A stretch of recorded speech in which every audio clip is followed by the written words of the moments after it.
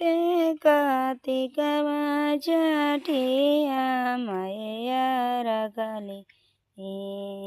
तो हरे दे चाते कार्तिक छठिया मैया रखली तो हरे दे हमारी जीतई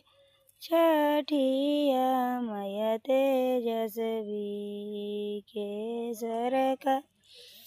हमारी जीतैया छठी मैया तेजस्वी के सर